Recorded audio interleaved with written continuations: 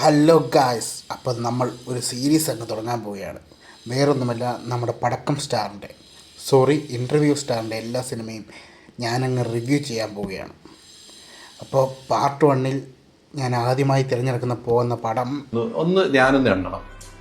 1 2 3 4 5 6 7 8 ഇനിയും പോവാണേ. 9 10 11 12 അന്ന് പോകാനുള്ള 13 14 15 16. Now I am become death, the destroyer. Yes, got it. Iyer in Arabia 2020 കഴിഞ്ഞ് ഏതോ ഒരു വെള്ളിയാഴ്ച ഈ പടം തിയേറ്ററിൽ വന്ന് ബോംബിട്ടിട്ടുണ്ട്. അപ്പം അയ്യർ ഇൻ അറേബ്യ സിനിമയുടെ കഥയിലേക്ക് വരുമ്പോൾ, ദുബായിലേക്ക് പോയി ജോലി ചെയ്യണം എന്ന ആഗ്രഹവുമായി നടക്കുന്ന രാഹുൽ അഥവാ ഇൻ്റർവ്യൂ സ്റ്റാർ അഥവാ ധ്യാൻ ശ്രീനിവാസൻ സ്റ്റാറിൻ്റെ കഥയാണ് സിനിമ. ഈ രാഹുലിൻ്റെ അച്ഛനാണ് ശ്രീനിവാസ് അയ്യർ. പക്ക ജാതിയും മതവും തലയ്ക്ക് പിടിച്ച് നടക്കുന്ന ഒരാൾ. ഈ രാഹുലിൻ്റെ അമ്മയാണെങ്കിലോ ഝാൻസി റാണി, പക്ക ഏത്തിയസ്റ്റ്. സിനിമ തുടങ്ങും തൊട്ട് അങ്ങ് വെറുപ്പീരാണ്. ഫസ്റ്റ് സീൻ തന്നെ ഒരു ഹോസ്പിറ്റലിൽ ചുമ്മാ ഒരു നേഴ്സ് തിരുവനന്തപുരം ഭാഷ പറയുവാന്ന് കാണിക്കാൻ വേണ്ടി എന്തൊക്കെയോ വിളിച്ച് നടന്നങ്ങ് നമ്മളെ അങ്ങ് വെറുപ്പിക്കും. അല്ല എന്റെ ടോക്കൺ നമ്പർ എത്ര? അതെനിക്ക് എങ്ങനെ അറിയാം? വിളിക്കുമ്പോ വരും അവിടെ കേട്ടാ. 3 4 എന്തോ ഇനി അത് ഞാൻ പറഞ്ഞോ. Token number 4, token number 4 Srinivasan, token number 4 ആളുണ്ട്. പിന്നെ അടുത്തടുത്ത് വരുന്ന എല്ലാ കഥാപാത്രവും നമ്മളെ അങ്ങ് വെറുപ്പിക്കും.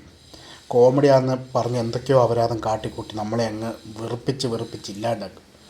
കൂടെ ഈ പറയുന്നൊക്കെ കോമഡിയാണെന്ന് അറിയിക്കാൻ വേണ്ടി ഇതിൻ്റെ മ്യൂസിക് ഡയറക്ടറും സിനിമാ ഡയറക്ടറും കൂടെ കുറേ ബീജം അങ്ങ് കുത്തിക്കയറ്റി വിടും. അറിയാമോ? This is old beef. Old beef.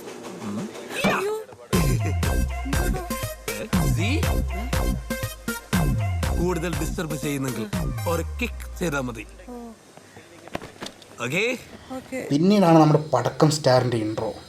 ഈ വെറുപ്പീരെല്ലാം കഴിഞ്ഞാണ് നമ്മുടെ പടക്കം സ്റ്റാറിൻ്റെ ഇൻട്രോ.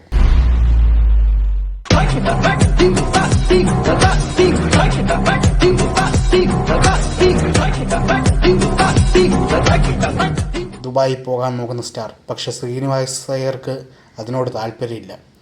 കാരണം ദുബായ് എന്ന് പറഞ്ഞാൽ മുസ്ലിമുകളുടെ രാജ്യമാണെന്നാണ് പുള്ളിയുടെ വിചാരം.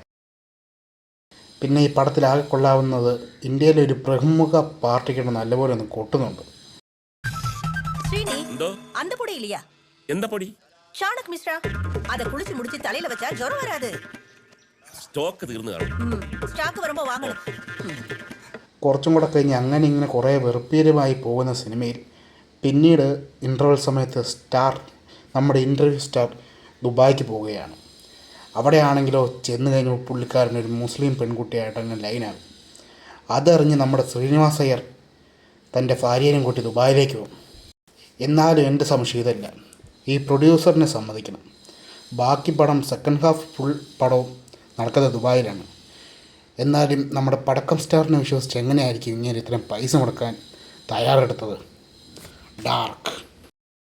അങ്ങനെ ദുബായി ചെന്ന ശ്രീനിവാസ് അയ്യരും ഝാൻസി റാണിയും ദുബായിലെത്തുമ്പോൾ തന്നെ നമ്മുടെ ഝാൻസി റാണി ആദ്യം ശ്രീനിവാസ് അയ്യർക്കൊട്ടൊന്ന് കൊട്ടും.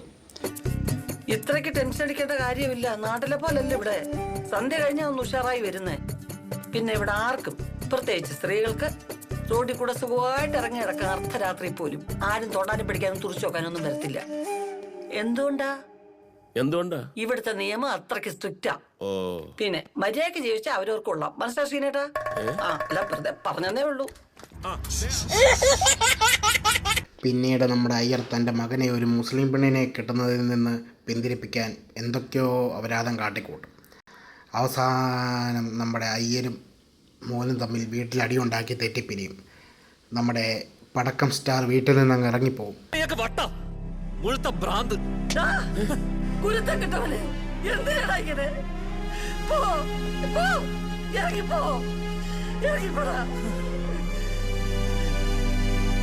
ദിവസങ്ങൾ കഴിഞ്ഞിട്ട് നമ്മളുടെ ഇൻ്റർവ്യൂ സ്റ്റാർ തിരിച്ച് വീട്ടിലേക്ക് വരത്തില്ല. അപ്പോൾ ശ്രീനിവാസ് അയ്യർക്ക് പേടിയാകും. അങ്ങനെ ശ്രീനിവാസ് അയ്യർ ആൻഡ് ഫാമിലി നമ്മുടെ ഇൻ്റർവ്യൂ സ്റ്റാറിനെ അന്വേഷിച്ചങ്ങ് ഇറങ്ങും. അന്വേഷിച്ചെന്നപ്പോഴാണ് ഇവർ ഈ കാര്യം പറയുന്നത്. അവൻ ഏതോ മരുഭൂമിൻ്റെ നടുക്ക് എണ്ണപ്പാടമുണ്ടെന്നറിഞ്ഞ് അവിടെ തോണ്ടാൻ പോയി അവിടെ പെട്ട് കിടക്കുകയാണെന്ന് അറിയുന്നത്. അങ്ങനെ കുറേ തിരച്ചിലിനൊടുവിൽ നമ്മുടെ ഇൻ്റർവ്യൂ സ്റ്റാറിനെ എല്ലാവരും കൂടി അങ്ങ് രക്ഷപ്പെടുത്തും. പിന്നീട് ജാതിമത ഭ്രാന്ത് അയ്യർ കളഞ്ഞെന്ന് കാണിക്കാൻ വേണ്ടി ദുബായിലെ ഏതോ ഒരു ജംഗ്ഷനിൽ ഒരു കോട്ട് വിട്ട് അദ്ദേഹത്തിനെ ഒരു ബസ്സിൻ്റെ പുറകെ അങ്ങ് ഓടിപ്പിക്കും. ശുഭം. കളിച്ചോണ്ട് അവിടെ നിന്നോ, ഞങ്ങള് പോവുക. ചലോ ഭായ്. ഒന്ന് ഓടിക്കേറ്.